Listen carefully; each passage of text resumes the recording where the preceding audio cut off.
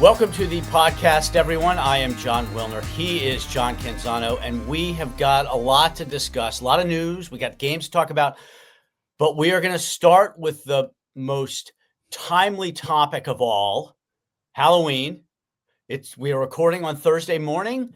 We got about 30 hours here till mayhem starts. And I was asked recently about this, and I want to hear your opinion on your Halloween candy rankings. Okay. Let's say you are the chair of the Halloween ranking committee, and you've got to pick your top 3. Okay. So first of all, I'm not a sweet and sour, kind of person. So I'm not a sugary, I'm not a nerds guy. I'm not a, Sour Patch Kids person. It flies in the face of everything I believe in when it comes to Halloween. So I am the candy bar connoisseur. Okay. That is where my sweet spot is, literally my sweet spot. And so I would say this, I think a Snicker bar is solid, and it's got to be in my top 3. So I'm going to put it at number 3. I'll put the regular Snickers candy bar. At number 2, I'm going to go a little off the grid. I rather appreciate a good Butterfinger. And so for people out there that maybe downgrade the Butterfinger, I think the Butterfinger should be a top 3 candy bar. It's a little change of pace. You can't do it all the time, but I appreciate it. But my number 1 pick is easy. It's a Reese's Peanut Butter Cup. And that's where I'm at. So I'm more of a chocolatey or savory person, and not a Sour Patch, not a Gummy Bears, nothing like that. How about you? Well, in team terms, right? Reese's Peanut Butter Cup is kind of like Ohio State, right? Consistent excellence over decades. Yes. The Butterfinger's a little bit, that's a new one, right? That would be more like Vanderbilt, I would think. That's a Vandy. Yeah. That's Diego Pavia. That's a Diego Pavia special. But yes. And the Snicker, you can't go wrong with a Snickers bar. It's true. Solid, it's savory, it's got all the right ingredients. And look, don't kill me in the comment section, but I am not a Mounds or Almond Joy person. Oh, no. And people get on me about that. I don't like it. I don't want coconut and all that mixed up. Nope. With you. I'm with you. Yep. How about you? I mean, to me, $100,000 is number 1 unanimous top seed. I'd give $100,000 a buy into the semifinals. And then I would say, I like Three Musketeers. I'm just basically chocolate. Three Musketeers. Yeah, we're the same. Milky Way. Yeah, I don't like the gummy type stuff.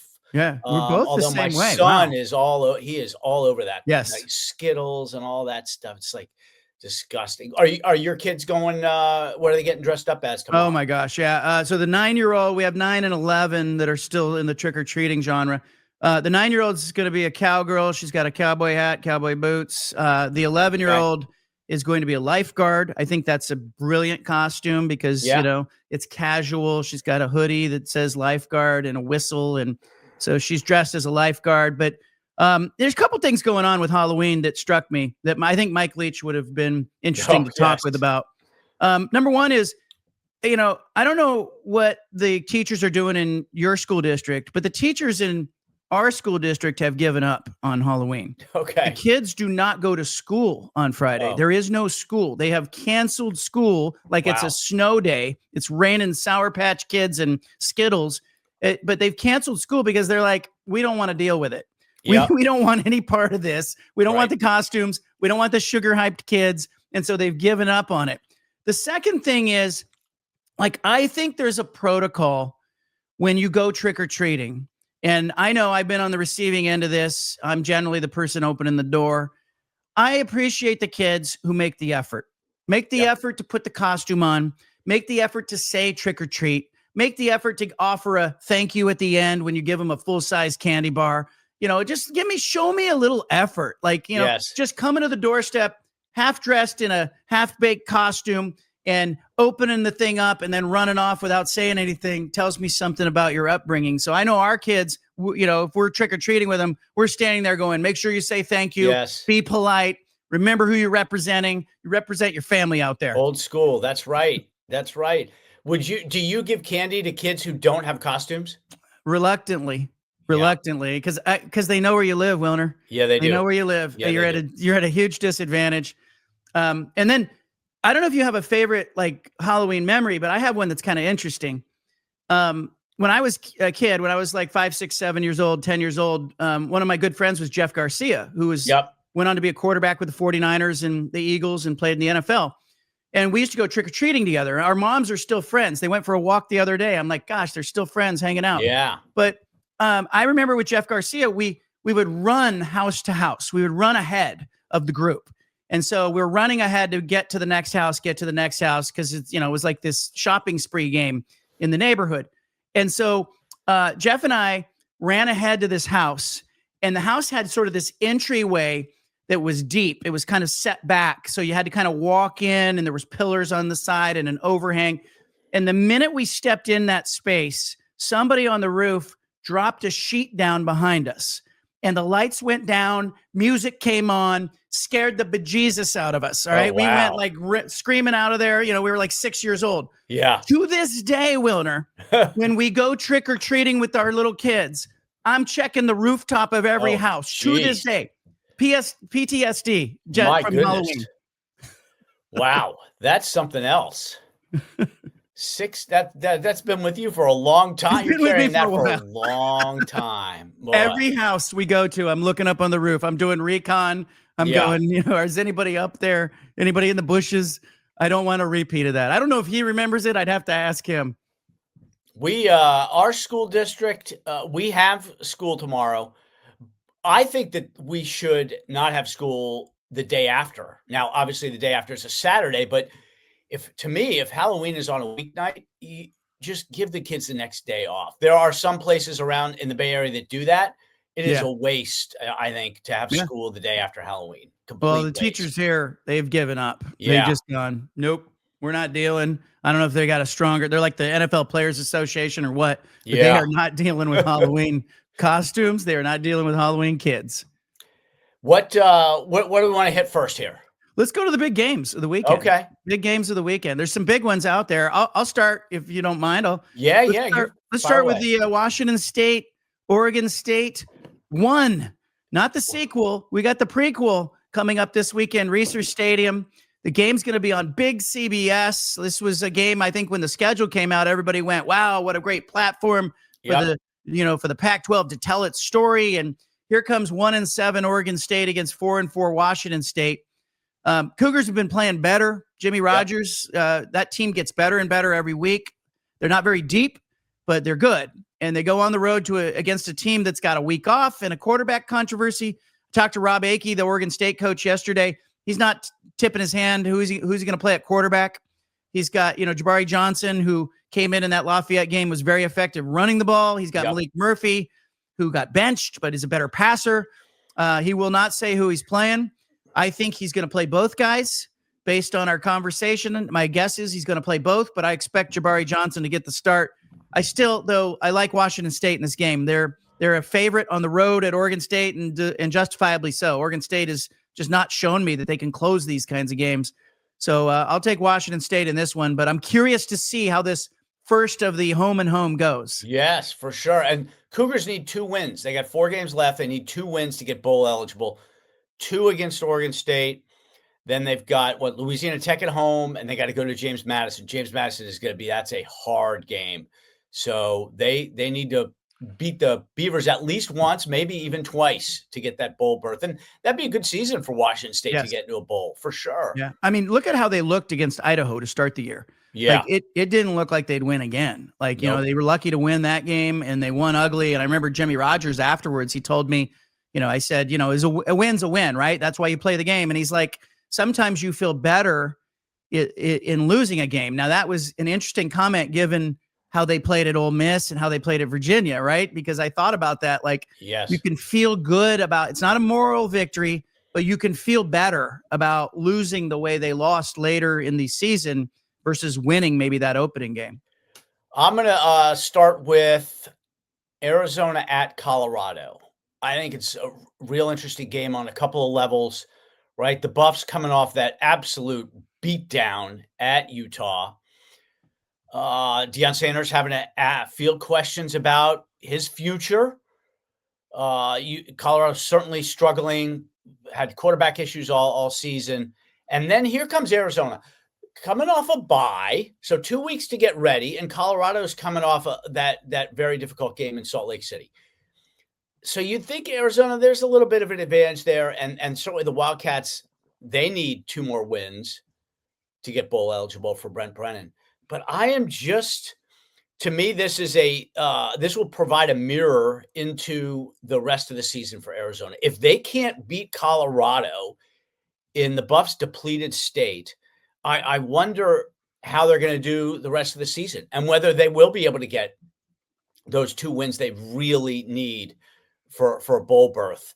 What's your hunch on that? Because I think Arizona goes in there road favorite, right? Yeah, for about 4 points. I'm not surprised just where things are with the Buffs, but I don't trust Arizona. Yeah. I don't trust them to make the plays they got to make in the fourth quarter to win a game like that, win a road game, a conference road game. There's just something that you can see they've got some good pieces. They're playing hard. They're much better than they were last year, right? They're 2 touchdowns better than last year, but they were terrible last year. And so, and then you look at that game and, Colorado's got a really good win. They beat Iowa State, right? Yep. But Arizona has some good losses. I mean, they played BYU a few weeks ago, and it was a game that was in overtime. They had a real chance to win that game. Yeah, so there's a question mark there, but I'm finding this I don't trust thing coming up more frequently in the last season or two, with these conferences growing to 16 and 18 teams.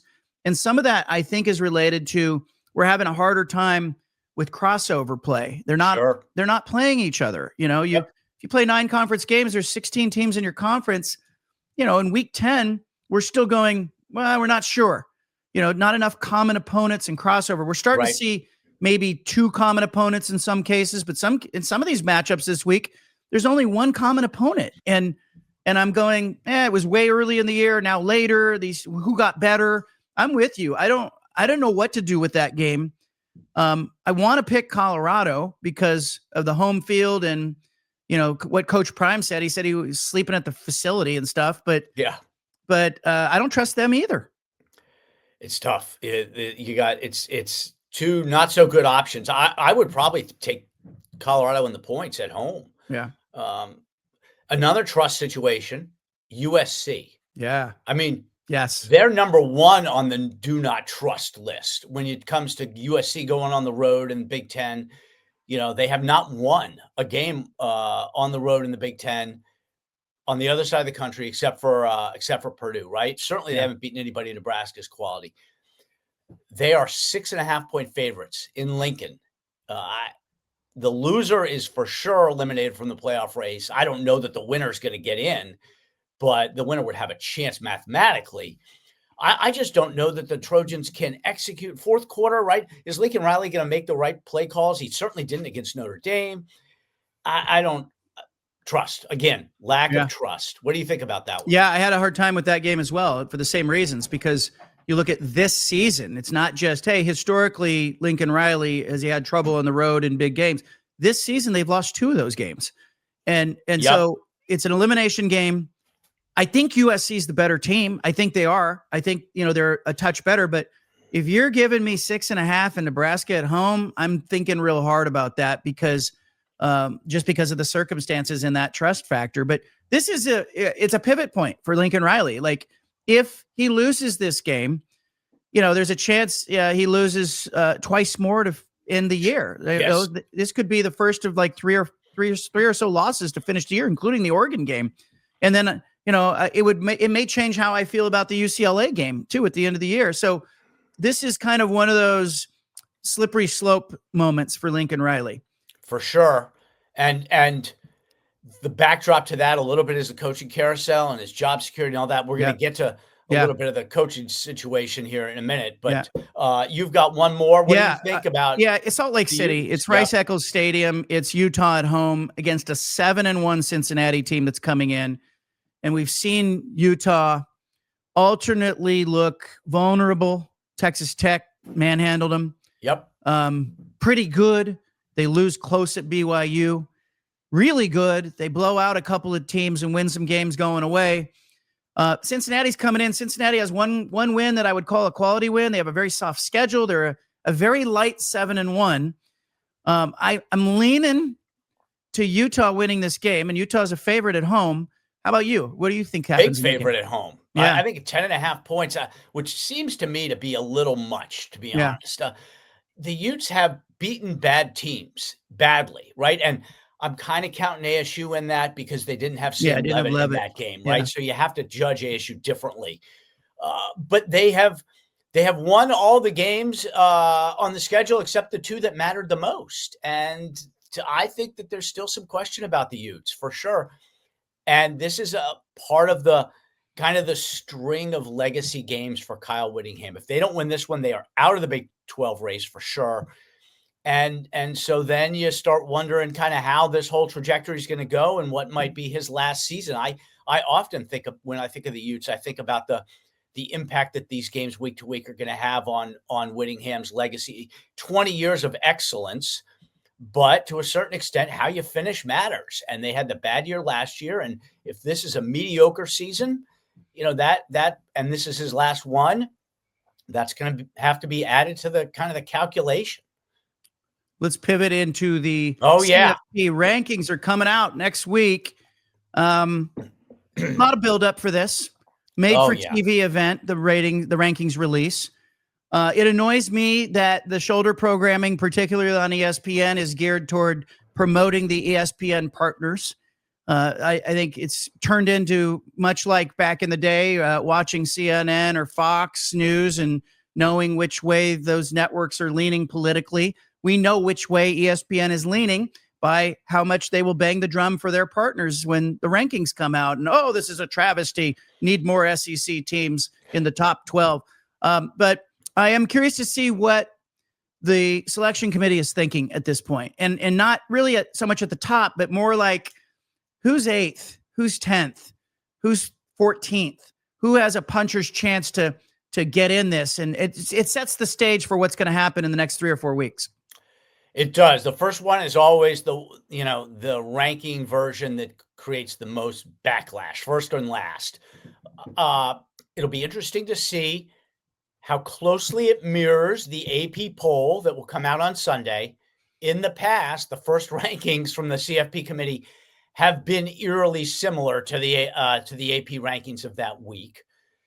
Also worth watching where the top group of 5 team is going to be, in the teens, in the 20s, and which team that'll be.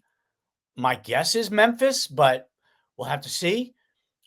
Also worth watching how many Big Ten teams, because the Big Ten is so top heavy. It's the contrast to the SEC, which has got a lot of depth. I could see a scenario where the Big Ten only has 4 teams, and number 4 is maybe in the 20s. So those are a couple of things to watch. But it's just the whole construct is bad for the sport. Having these rankings, the committee getting itself kind of backed into corner and having to answer questions it can't really answer. But it's all because they've got to deal with ESPN and they want the money. And so there's no way they're going to get rid of the weekly ranking show because they don't want to give back the money.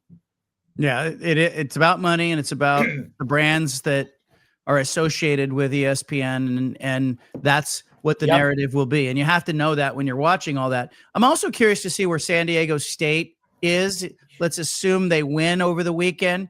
That's a team where I think will have an outside shot to matter in the rankings. And if there's any kind of slippage in the American with Memphis, I'm watching San Diego State, which hasn't got a lot of respect despite being sitting there with a quality record.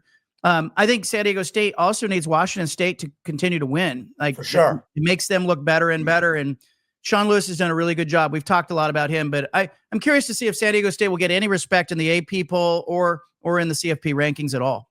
They will certainly. Clarity will come with them when they play Boise in a couple of weeks. You win that game, all of a sudden you're relevant and you're probably in the rankings.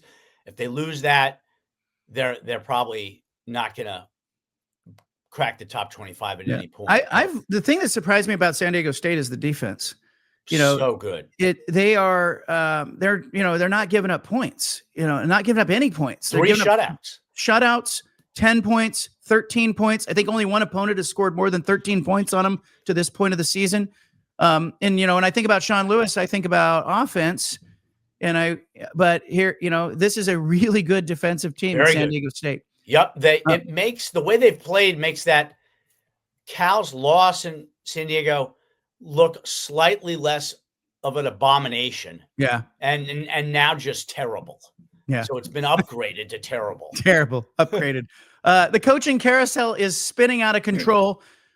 We're headed into November. There's a lot of openings. Oregon State's got one. I'm on record. I wrote this week that Oregon State should bring NVIDIA into the room, let him do some AI, try to get Jensen Huang interested in football. He's not interested in the actual football, but could they use AI to help him make a hire or vet the candidates or decide what's important to the school? Or could the coaching staff use that supercomputer that NVIDIA is putting on their campus? They're going to have the world's fastest supercomputer on campus there. It's supposed to solve all these problems in seconds. Well, here's a problem. You got a football team that needs a coach. That is a problem. So I'll be interested to see what happens with the Oregon State hire. I think it's very early. They're taking their time. Scott Barnes, the AD there, told me that the fact that the portal got changed and, they don't have an open portal in like December gives them a little more breathing room. And I think they're also interested to see who else gets fired out there. There could be some coaches out there. There's going to be a lot of firings. There's, 10 or 12 openings now, and there will be more than 20. There might even be 30, I think, by the time this is all said and done. And some of that's the cascading effect, right? Yeah. I mean, LSU is going to hire somebody, and then that school is going to have a vacancy, and it will trickle all the way down. And the pool of candidates for a school like Oregon State or even Colorado State could be very, very interesting. Certainly UCLA and Stanford are open as well. They're waiting to see who the candidates are going to be. And we will get, I think, more in November for sure. I just feel like the schools, the athletic directors, all these in-season firings, it's kind of more of what you'd see from or what fans want, right? Fans are so reactive. Yeah. And in the past, the athletic directors and the presidents didn't need to be as reactive. But now they kind of do because they're so dependent on the fans for money, for NIL. Good point. And so you got to do what is going to satisfy your biggest donors much, much more than you used to do 5-10 years ago, because they determine what your roster is going to be. Yeah, they are. They're gauging fan sentiment at a higher level with more intensity and scrutiny than ever, because the fans are feeling those collectives. But it does give you an idea that there's some schools out there that are a little less reactive, because and they're few and far between. But take a school like Oregon. They've been reactive in the past, but they're reactive to what Phil Knight wants, even if he won't say it publicly. We all know what Phil wants, Phil gets. So Dan Lanning was talking this week about, he doesn't get it. Yeah, I don't get it. I don't get why, we sign on for it, but I don't get why there's not more patience. But he's in a job where he's got to manage one donor, and Oregon State, for example, they have to pay attention to how are the donations going to the NIL collective? Oh, they're dipping. We got to make a move. You have to be reactive. Otherwise you lose the room. And a lot of schools are looking at Penn State and what they did with James Franklin. It kind of gave everybody permission structure to get rid of their coach. And then you look at A&M and you think, well, A&M spent $75 million to buy out Jimbo Fisher, and they went and hired Mike Elko, and he's got them on top of the SEC. We got to do that. We can find our own Mike Elko. Yeah. So they look around and they see the grass is greener situations. And I just would warn our viewers, you haven't seen anything yet. November or first week of December, it is going to just be a firing squad. And I think that plays to some of the schools that may have some openings that, we're worried, are we going to get good candidates? Because I think there's going to be a bunch of coaches out there that are looking for jobs. I also think something Nick Saban said this week caught my attention. he was asked about the LSU job, and he said, it used to be facilities, commitment to your coaching staff, Yep. Some resources, recruiting footprint that mattered. He said, what matters now is how much money do you have? How much? Yep. How much money do you have? That's it. And it's why, I think it explains why he left Alabama in part because, I had a coach in the ACC who told me he's getting out because he knows he's no longer going to clearly have the better team because there's been a leveling of the playing field with schools like Miami and SMU coming into the room and being able to spend, right? And others, Oregon and others. But I think keep that in mind when you watch these jobs and you ask yourself, is the Florida job better than the LSU job or the Auburn job better or UCLA better? The answer is who's got the money? That's the answer. Who's got the money for sure. And what do you want to do with your coach, your hire itself? There are so many good examples for each model. The model of hiring the experienced coach who's won at multiple levels. Kirk Cignetti, Kalen DeBoer, two great examples. Mike Elko won at Duke. Now he's winning at A&M. Or do you go with the hot coordinator? Because Dan Lanning had never been a head coach. Ryan Day, never been a head coach. Dabo Swinney, right? Kenny Dillingham. Right? So there's great examples to go with the young coordinator, and there's great examples to go with the veteran who's won at multiple tiers. Willie Fritz at Houston, great example. It all depends, and it's hard to know ahead of time what's going to be best for your school. It's almost like it's completely a post-decision judgment, and these ADs have got to kind of make their best guess. And I think the ADs are worried too because you watch what they're doing. They're all forming these committees. A lot of committees. They're trying to get the stakeholders vested in the decision so that it's bulletproof, right? Because they know the cost of buying out the coach can be $50 million. And so, you stick your neck out and hire somebody. Yeah, we need to make a change, but wait a minute. What about me? I got to cover my back. Yes. And so we're watching all this hiring by committee, which, really isn't the way you probably should be doing it, but it gives them cover. And in a place like Oregon State, UCLA, public schools, it's a lot easier to spend other people's money when you have other people involved in the decision, right? That's a big thing. It's that is something to keep in mind is it's the buyout that the ADs who are doing these contracts, it's not their money. They're going to be long gone by the time presidents too. They're going to be long gone by the time the bill comes due. Well, I want everyone to have a great Halloween trick or treat to you and your family. We will be back next time with an all new episode. Make sure you subscribe to this channel. Give us a comment. Give us your feedback. Give us your favorite Halloween candy in the comment section. And what games are you watching? Find me at johncanzano.com. You can find him at wilnerhotline.com. Thanks, everybody.